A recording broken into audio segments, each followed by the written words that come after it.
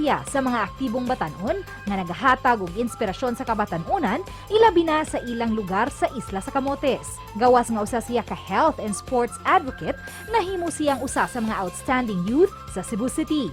Pinaagi siya mga kalihukan nga gisalmutan nang hinaot siya nga ma-inspire ang mga kabataan ni ining henerasyon.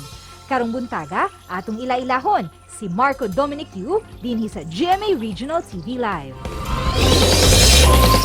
Usa ka youth leader nga padayong midasig sa iyang kaubanan ng mga batanon, pinaagi sa iyang lain-laing advokasya.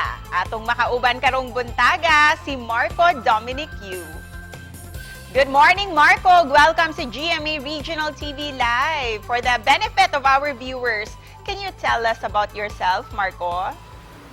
Good morning mga puso. Ako guys si Marco Dominic Yu. Usa sa talents under sa Stardon Management and I'm from Camotes Island.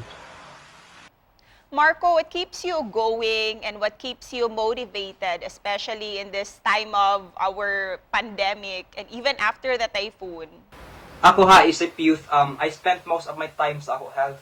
I make sure nga healthy ko physically, mentally, and spiritually. I do workout and cycling most of the time. You were awarded sa Cebu Young Talent as Outstanding Youth. How has this changed you, Marco?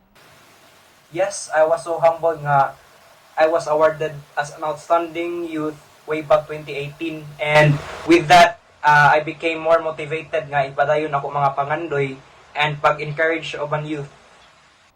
Isip usa ka batanon, usa sa mga issue karon mao ang mental health. Ikaw, Marco, how will you encourage your fellow youth? Just continue doing good lang, then be involved sa mga mahinungdanong buhatonon. Nya likay ang mga bati o sayop nga binuhatan. Fight lang, life is not a race, it's a journey man, so enjoy. Ug isip usa ka sports, health, and film enthusiast, pinaagi ni ini usa ka sa mga nahimong impluwensya sa mga youth. How will you encourage the youth to be like you and not be involved sa mga bad habits or vices? Dili na ko sila i-encourage na maparihan ako. Instead, tagaan ako sila og rights nga to be their own version of themselves that will inspire them, that will inspire the youth not only physically but also emotionally and mentally. And what do you think patuloy ka na ng drugs, so moong di na lang. Para kanimo sa mga angayan nga buhaton sa mga kabataan karon, ilabi na ning panahon sa pandemya, should they do something bisan anaa lang sila sa ilang mga panimay? Miska na arata sa balay, daghan jud kita mabuhat. Di lang para sa ato kagalingon, kundi para sa tanan. Mao na siya ang pag-pray. Pray lang jud ta always. Ug isip pa na po, Marco, unsay mensahe nimo para sa kabataan?